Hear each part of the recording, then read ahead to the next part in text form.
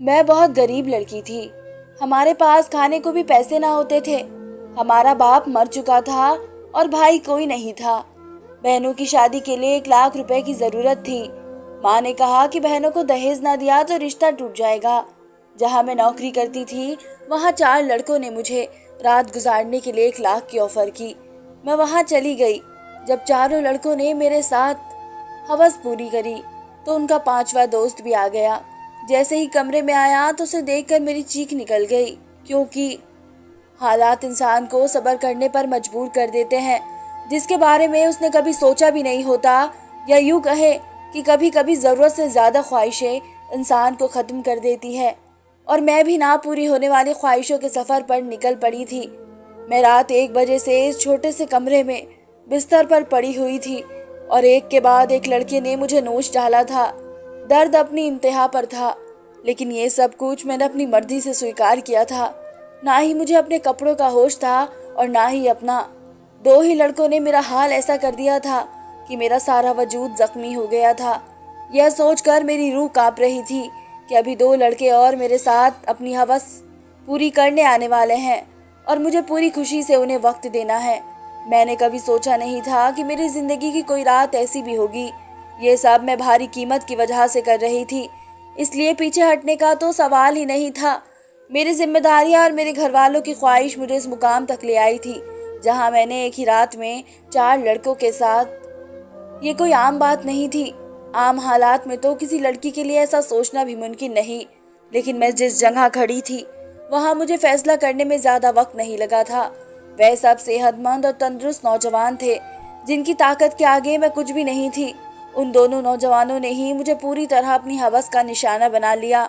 ये पहली बार था जब मैं किसी मर्द के गिरफ्त से छूट ना पाई। दूसरे लड़के के निकलते ही तीसरा लड़का भी कमरे के अंदर चला आया। मैंने एक गहरी सांस ली। मैं थोड़ा वक्त चाहती थी, लेकिन मैं कहने लगा कि इतना वक्त नहीं है। बाहर इसके और भी दोस्त इंतजार में बैठे हैं। इसकी बात सुनकर मेरी आंखों से आंसू बह निकले। वह फौरन ही मेरे पास चला आया और मेरे आंसुओं को नजरअंदाज करता अपनी ख्वाहिशें मुझ पर बिखेरने लगा। मेरे वजूद में बर्दाश्त की हिम्मत खत्म हो रही थी। मैं बार बार इसे खुद से दूर करने की कोशिश करती, लेकिन उतना ही मुझ पर हावी होने लगता। ऐसा लग रहा था जैसे इसे इस खेल में मजा आ रहा हो। मेरे धक्का देने पर वह पहले से भी ज्यादा जोर से मेरे करीब आता, इसलिए अब मैं इसे रोकने की गलती नहीं कर रही थी और खामोशी से खुद पर गुजरने वाली कयामत को बर्दाश्त कर रही थी। 1 घंटे तक वह अपनी प्यास बुझाता रहा और जाते जाते उसने अपने निशान छोड़ दिए और कहने लगा कि अगर उसे दोबारा मौका मिला तो वह मेरे साथ दोबारा वक्त जरूर बिताएगा। उसके जाने के बाद मैंने एक निगाह अपने वजूद पर डाली तो जिस्म का कोई हिस्सा ऐसा नहीं था जहां जख्म मौजूद ना हो। तीसरे नौजवान ने तो हद से ज्यादा मुझे जख्मी कर दिया था। उन लोगों ने मुझ पर जरा भी रहम नहीं किया, और आता भी क्यों। उन्होंने एक बड़ी रकम के बदले मेरी एक रात खरीदी थी। वह तो अपना हिस्सा वसूल कर रहे थे और ये एक रात मेरी जिंदगी की काली रात बन गई थी। मेरा हाल ऐसा था कि मुझे कुछ होश नहीं रहा था। मैं खुद से करवट बदलने के काबिल भी नहीं रही थी। आहिस्ता आहिस्ता तकलीफ से मेरी आंखें बंद होने लगी थी और जब इन तीनों लड़कों ने मुझे बताया कि उनका एक 5वां दोस्त भी आ गया है, मुझ में इतनी हिम्मत भी बाकी नहीं बची थी कि मैं उन्हें इनकार कर पाती या हाँ और मैं जवाब दे सकती। जैसे ही 5वां लड़का कमरे में दाखिल हुआ और मेरे पास आया तो मुझे देखकर उसकी चीख निकल गई। ये जानकर आपके भी रोंगटे खड़े हो जाएंगे। मेरा नाम शिल्पी है और मेरी उम्र सिर्फ 20 साल थी। मैंने ग्रेजुएशन कर रखी थी, लेकिन आज के दौर में ग्रेजुएशन कुछ भी नहीं होती। लोग मास्टर्स करके भी डिग्रियां हाथों में लिए सड़कों की धूल समेट रहे होते हैं। इस बात का सही तरीके से अंदाजा मुझे उस वक्त हुआ जब मैं नौकरी की तलाश के लिए निकली। हर कंपनी के आगे नौजवान की एक बड़ी सी लाइन लगी होती जो अपनी बारी का इंतजार कर रहे होते। ऐसे में मुझ जैसी लड़की को नौकरी कहाँ मिल सकती थी, जिसके पास ना ही तजुर्बा था और ना ही कोई बड़ी डिग्री थी। मगर नौकरी ढूंढना मेरी पहली जरूरत बन चुकी थी, क्योंकि बाबा के देहांत ने हमारी कमर तोड़ दी थी। बाबा घर में अकेले कमाने वाले थे और हम 3 बहनें बिन ब्याही घर में मौजूद थी। मेरी बड़ी बहन ने कोई पढ़ाई हासिल नहीं की थी, इसलिए कमाने की जिम्मेदारी इसके बजाय मेरे कंधों पर आ गई थी। मैं घर से बाहर निकली तो मेरे होश ठिकाने आ गए। मैं तो बाहर की दुनिया को बहुत आसान समझ रही थी, लेकिन अब मुझे समझ आया था कि बाबा कितने जतन करके हमारे लिए रोटी कमाते थे। मैं हमेशा ही बाबा से इस बात पर नाराज रहती थी कि वे हमारी ख्वाहिशों को पूरा नहीं करते। मेरी नाराजगी पर बाबा का चेहरा हमेशा उतर जाता। बड़ी मोहब्बत से मुझे पुकार कर कहते थे, शिल्पी तू फिक्र ना कर, एक दिन तेरे भाग भी जाग उठेंगे। लेकिन मुझे वह दिन अपनी किस्मत में आता नजर नहीं आ रहा था। और फिर एक रात बाबा नींद में ही ऊपर वाले को प्यारे हो गए। और जब हम पर सुबह ये बात खुली कि बाबा हमारे बीच नहीं रहे, तब हमें इस बात का एहसास हुआ कि बाबा हमारे लिए किस कदर खास थे। जब तक वे हमारे सर पर मौजूद थे, कम से कम दुनिया की बुरी नजरों और रोटी जैसी बुनियादी जरूरत से तो हम महरूम नहीं थे। बाबा के देहांत के कुछ दिन बाद तक तो आस पड़ोस वाले और खानदान वालों ने हमारी मदद की, लेकिन कुछ वक्त बाद सभी अपनी जिंदगी में बिजी हो गए। आज के दौर में कौन किसका पेट पाल सकता है। मजबूरन मुझे ही नौकरी की तलाश के लिए घर से निकलना पड़ा और मुझे समझ आ गया कि औरत के लिए बाहर की दुनिया किस कदर मुश्किल है। किसी कंपनी में मुझे नौकरी नहीं मिली थी। हर कंपनी के बाहर हजार हजार नौजवान पहले से ही खड़े होते। मैंने स्कूलों का रुख किया तो ये देखकर मेरी हालत खराब हो गई कि आधे दिन से भी ज्यादा काम करने के बाद सिर्फ 6,000 रुपए मिल रहे थे, जिसमें घर के खर्च भी पूरे ना हो पाते। इसमें भी हर स्कूल वाले मुझसे मेरा तजुर्बा पूछते। मेरा मुंह खाली रह जाता और तलाश करने के बावजूद भी कोई नौकरी ना मिली तो मेरी एक दोस्त के भाई की वजह से एक पिज्जा हाउस में वेटर की नौकरी मिल गई। ये शहर में एक अलग इलाके में बना हुआ था, जहाँ हर वक्त ही मर्दों का बहुत रश रहता था। काले रंग का कोट पैंट मेरे हवाले कर दिया गया, जिस पर पिज्जा हाउस का नाम लिखा हुआ था, और मुझे अगले दिन से ही नौकरी पर बुला लिया गया। इस नौकरी के बड़े अजीब अजीब से रूल्स थे जो मुझे पूरे करने थे। उन्हें एक मॉडर्न सी लड़की वेटर के नाम पर चाहिए थी, जिसके छोटे छोटे से बाल कंधों पर फैले हुए हो और वह बहुत सारा मेकअप करके डाइनिंग हॉल में खड़ी हो। मैं यूनिफॉर्म अपने बैग में डालकर घर वापस लौट आई थी। मैं अभी तक फैसला नहीं कर पाई थी कि मुझे नौकरी करनी है या नहीं, क्योंकि मेरे लिए बहुत ही मुश्किल काम था। बाबा की मौजूदगी में तो कभी जरूरत के बिना घर से निकलने की नौबत भी पेश नहीं आई थी, और पिज्जा हाउस में तो इतने सारे मर्दों के बीच इतने टाइट से कपड़े पहनकर खड़े होना मेरे लिए बहुत ही कठिन था। मगर भूख इंसान से सब कुछ करवा लेती है। मैं वहां से वापस घर आई तो मेरी माँ दरवाजे पर खड़ी परेशान हो रही थी। मुझे देखकर उनकी आंखों में आंसू आने लगे। मैंने माँ से कहा कि आप बाहर खड़ी होकर क्या कर रही हैं? तो माँ रोते हुए कहने लगी कि बेटा शिल्पी, लाइट वाले आए थे और उन्होंने हमारी बिजली काट दी है। माँ की बात सुनकर मेरा दिल धक सा बैठ गया। गर्मी जोरों से थी और ऐसे में बगैर बिजली के गुजारा करना बहुत ही मुश्किल था। पिछले 3 महीने से हम बिल जमा नहीं कर पाए थे और शायद इसलिए हमारी बिजली काट दी गई थी। माँ के आंसुओं ने मेरे लिए फैसले को बहुत आसान कर दिया था। मैंने माँ को गले लगाया और उन्हें बताया कि मुझे एक अच्छी नौकरी की जगह मिल गई है और कल से मुझे नौकरी पर जाना है। मैंने मेरे सर पर हाथ रखा कर कहा कि अब तुम ही मेरा बाजू हो और तुम्हें ही अपने दोनों बहनों की शादियां भी करनी है। माँ ने इतनी भारी जिम्मेदारी मेरे कंधों पर डाल दी और मैं सोच रही थी कि मैं जिम्मेदारी कैसे निभाऊंगी, लेकिन मुझे ही ये फर्ज निभाना था। माँ पूछ रही थी कि मुझे नौकरी कहाँ मिली है, लेकिन मैं उन्हें नहीं बताना चाहती थी कि मुझे कहाँ नौकरी मिली है। इसलिए मैंने माँ से कह दिया कि एक बड़ी सी कंपनी में एक अच्छी नौकरी मिल गई है। मेरी नौकरी का वक्त दोपहर 3 से रात 11 बजे तक का है, और ये बात मैंने बड़ी मुश्किल से माँ को बताई थी। मेरी नौकरी का जानकर माँ हैरत से मेरी तरफ देखने लगी कि कौन सी कंपनी है जहाँ दोपहर 3 बजे बुलाया गया है। मैंने झूठ कह दिया कि एक मल्टीनेशनल कंपनी है जो 24 घंटे चलती है। इस वक्त हमें पैसों की जरूरत थी। माँ ने कोई सवाल करने के बजाय मुझे तरक्की की दुआएं दी और अगले दोपहर 2 बजे ही पिज्जा हाउस के लिए मैं रवाना हो गई। मुझे क्या खबर थी यहाँ से मेरी किस्मत मुझे कहाँ ले जाने वाली है। मैंने अपना यूनिफॉर्म पिज्जा हाउस में आकर बदला। मैनेजर ने मुझे उसके दरवाजे के करीब ही खड़ा कर दिया और कहने लगा कि आज तुम्हारा पहला दिन है, इसलिए तुम हर आते जाते को तमीज से वेलकम करोगी। और साथ ही मुझे डांट कर कहा कि कैसे मुंह उठाकर चली आ गई हो, जाओ पहले मेकअप करो। मैनेजर की बात सुनकर मैं शर्मिंदा हो गई, क्योंकि मेरे पास मेकअप नहीं था। वहाँ मौजूद एक दूसरी लड़की ने अपने मेकअप से मेरे गहरी सी सुर्खी लगाई। वह बड़ी तेजी से मेरे चेहरे पर अपना हाथ चला रही थी, और इसके बाद जब मैंने आईने में खुद को देखा तो मैं हैरान रह गई। मुझे मालूम था कि मैं खूबसूरत हूँ और मेरा रंग भी बहुत साफ है, लेकिन थोड़े से मेकअप के बाद ही मैं पूरी तरह निखर गई थी। मैं खुद को आईने में देख रही थी, और जब वह लड़की कहने लगी कि लोग खूबसूरती देखकर ही तो यहाँ रुकते हैं, वरना काम करने को तो बहुत से लोग मिल जाते हैं, मैं जान गई थी ये नौकरी मुझे मेरी काबिलियत की वजह से नहीं बल्कि खूबसूरती की वजह से मिली है। नौकरी का यह पहला दिन मेरे लिए बहुत ही भारी था। मैं 3 बजे से दरवाजे पर खड़ी आने जाने वाले मर्द और औरतों को वेलकम कर रही थी। यहाँ औरतों की गिनती कम ही आती थी, ज्यादातर मर्द ही आते थे। रात तक मेरे पैरों में बहुत ज्यादा दर्द हो चुका था और अभी मुझे वापस बसों के धक्के खाते हुए घर भी पहुंचना था। 12 से 1 के करीब मैं घर पहुंची थी। माँ मेरे इंतजार में जागी हुई थी। मैंने माँ के साथ बैठकर खाना खाया और फौरन ही बिस्तर पर लेट गई। मुझे बाबा की बहुत याद आ रही थी।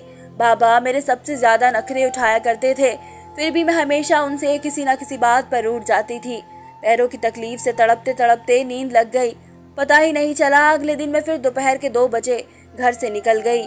आज मुझे दरवाजे के पास खड़ा नहीं किया गया था, बल्कि एक ऑर्डर लेने का काम दिया गया था। ये काम मुझे थोड़ा सा आसान लगा, क्योंकि कुछ ही देर में अंदाजा हो गया कि ये काम बिल्कुल भी आसान नहीं था। मैं जिसके पास भी ऑर्डर लेने के लिए जाती, उनमें से अक्सर मर्द मुझे सर से पांव तक देखते और मुस्कुराते। बदले में मुझे भी मुस्कुराहट का बदला देना पड़ता, क्योंकि ये मेरी नौकरी का सवाल था। जानबूझकर ऑर्डर देने में काफी वक्त लगाते और कभी कभी तो ऑर्डर देते वक्त इस कदर करीब आ जाते कि मेरा सांस रुकने ही लगता। ये पिज्जा हाउस मुझ जैसी वेटर्स की वजह से चल रहा था। इस बात का मुझे अच्छी तरह अंदाजा हो गया था कि यहाँ आने वाले ज्यादातर मर्द वेटर की वजह से ही आते हैं। दिन तेजी से गुजर रहे थे और मुझे यह नौकरी करते करते महीना हो गया था। इस 1 महीने में काफी कुछ ऐसा हुआ जो मेरे लिए बहुत ही अजीब था। मर्दों की अजीब अजीब निगाहें, ऑर्डर देने के बहाने करीब आना और अजीब अजीब बातें बोलना। लेकिन इस नौकरी की सबसे अच्छी बात यह थी कि तनख्वाह से हटकर इसमें 1 महीने में टिप के काफी पैसे जमा हो गए थे। मैंने उन्हीं पैसों से बिजली का बिल जमा कर दिया। आहिस्ता आहिस्ता मैं पिज्जा हाउस के माहौल की आदी होती जा रही थी। 4 लड़के रोज ही शाम के वक्त पिज्जा हाउस आते और सबसे आखिर वाली टेबल पर बैठ जाते। वह टेबल मेरे हिस्से में थी और रोजाना मैं ही उनके पास ऑर्डर लेने के लिए जाती थी। वे चारों ही 24 या 25 साल के नौजवान थे, जो मुझे गहरी निगाहों से देखा करते थे। आज भी मैं उनके पास ऑर्डर लेने के लिए गई तो उनमें से एक पूछने लगा, तुम यहाँ बहुत मजबूरी में नौकरी करती हो ना? मैंने हाँ कह दिया। इसने फौरन ही अपना कार्ड निकाल कर मेरे आगे रखा और कहने लगा, तुम बहुत ही शरीफ लड़की लगती हो। अगर कभी किसी मदद की जरूरत पड़े तो याद कर लेना। बिना सोचे समझे ही मैंने वह कार्ड उठाकर अपने कोट की जेब में रख लिया तो वह मुस्कुरा उठा। उसके बाद ये सिलसिला चल पड़ा। रोज ही मैं उनका ऑर्डर लेने लग जाती और उनमें से कोई न कोई मुझसे कोई सवाल पूछ लेता। रोजाना होने वाली इस मुलाकात की वजह से हमारे बीच थोड़ी सी बेतकल्लुफी आ गई थी। दूसरा महीना भी एक पलक झपकते गुजर गया। फिर माँ ने एक दिन मुझे बताया कि बड़ी बहन के लिए बहुत अच्छा रिश्ता आया है और वे लोग जल्दी शादी करना चाहते हैं। माँ की बात सुनकर मैं परेशान हो गई, क्योंकि अभी तो मैंने घर का खर्चा ही अपने कंधों पर उठाया था। शादी की जिम्मेदारी का तो मैं सोच भी नहीं सकती थी। माँ कहने लगी, तो अपनी कंपनी में से लोन के लिए बोल दे। इतनी बड़ी कंपनी है, लाख रुपए लोन मिल गया तो तेरी बहन की अच्छे से शादी हो जाएगी। मेरी बड़ी बहन भी 24 साल की हो रही थी और माँ उसकी तरफ से बहुत परेशान थी। अब मैं माँ को क्या बताती कि मैं तो पिज्जा हाउस पर मामूली सी नौकरी कर रही थी, लाख रुपए मुझे कहाँ से मिलते। माँ ने मुझे ये कहा तो मैंने उनको किसी बात का जवाब नहीं दिया, लेकिन माँ की आंखों में मुझे चमकती हुई उम्मीद साफ दिखाई दे रही थी।